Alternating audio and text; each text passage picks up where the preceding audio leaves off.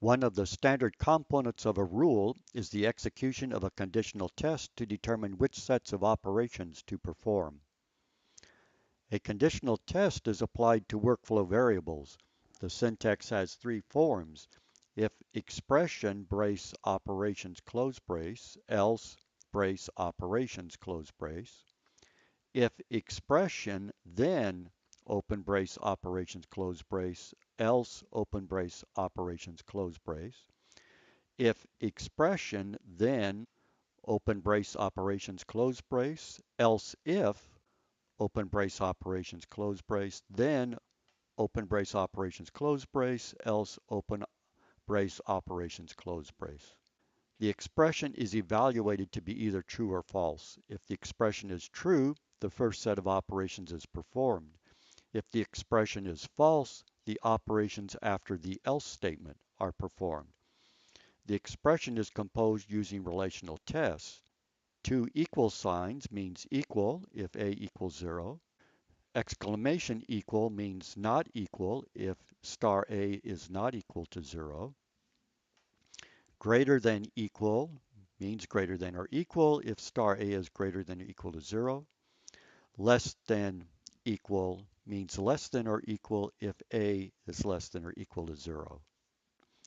Conditional tests can also be made on text strings using the wildcard symbol asterisk. You can search for the presence of a set of characters in a string with the asterisk standing for the rest of the string.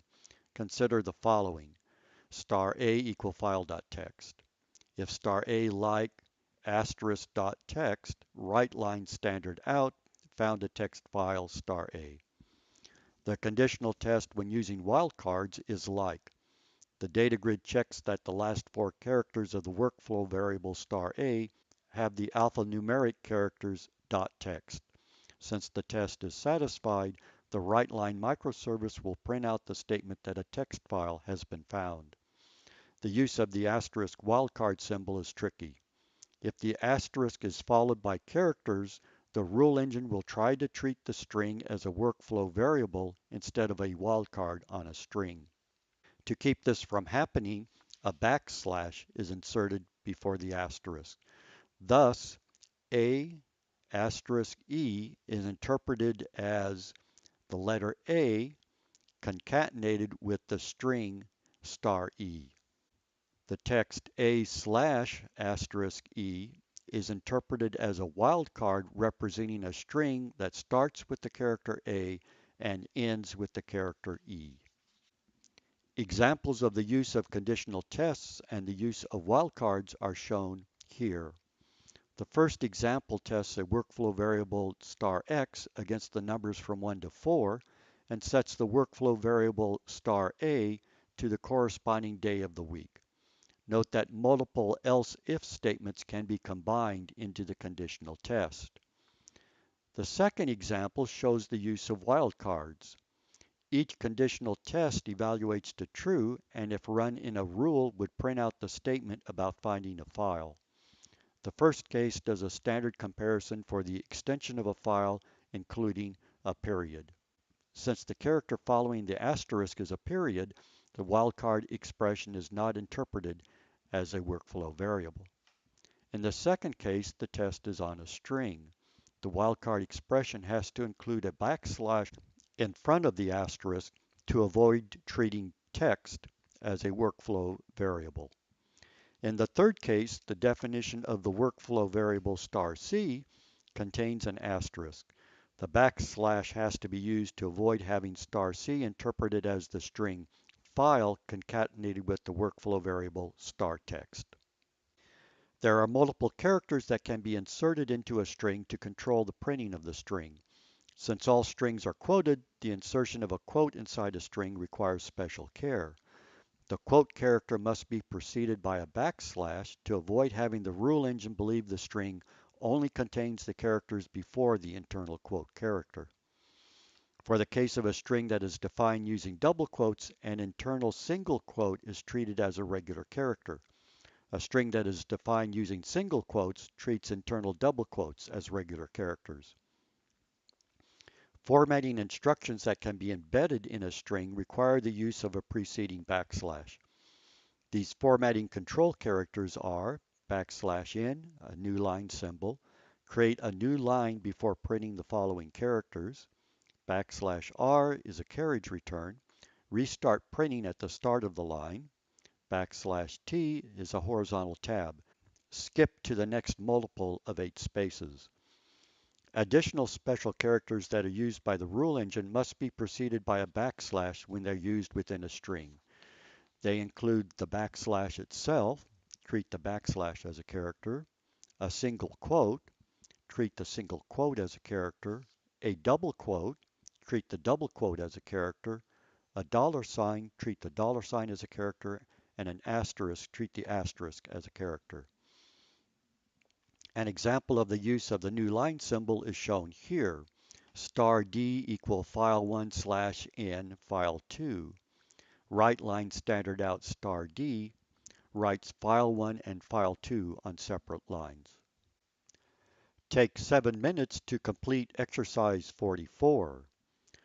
Write a rule that writes out the value for the 5th iteration of a loop from 1 to 10. The value can be the loop counter. You will need to do a test within the loop. Please load your rule file into the lifetime library in the sub-collection class INLS 624 by the end of today's class. The Digital Preservation Network, or DPN, is an emerging production system that implements a deep archive. The intent is to manage long-term preservation of digital objects that are only accessed when all other copies of the record are lost. The major customers of DPN are academic institutions which want to preserve scholarly records. Each institution may have a local digital library that provides access to their scholarly collections. The institutions rely upon DPN as an additional source of risk mitigation. Files from the institution are staged into the DPN archive through software provided by the DPN network. More than 60 institutions are participating in DPN, including the University of North Carolina at Chapel Hill. DPN charges a fixed price for storing 5 terabytes of data in perpetuity. The cost includes amortization of the acquisition of new technology as storage systems become obsolete. DPN contracts with a network of trustworthy digital repositories that provide the actual data storage. This business model assumes that records will be migrated to the cheapest available resources over time. The production system is targeted for use in the first quarter of 2016. During 2015, DPN tested the architecture, signed up repositories for the actual data storage, and investigated staging mechanisms for loading files into the system. As storage costs decrease, the cost models are revised to remain competitive with other archives. A comparison can be made with the cost models for the San Diego Supercomputer Center. The archives were migrated across 7 different technologies over a 20-year period as the size of the archives grew from 1 terabyte to multiple petabytes. The costs to maintain the archive were apportioned 1/3 to acquire new systems, capital equipment, 1/3 to pay for storage media, and 1/3 for maintenance and operation. The costs for the capital equipment and storage media decreased by a factor of 2 every 3 years. The total cost for capital equipment and media were therefore a factor of 2 times the original investment. The DPN approach is viable if the cost of maintenance and operation can be kept to a minimum or automated. The cost of moving large collections is a major concern. Data objects must be staged from each member institution, must be replicated across 3 repositories, and must be migrated to new storage systems over time.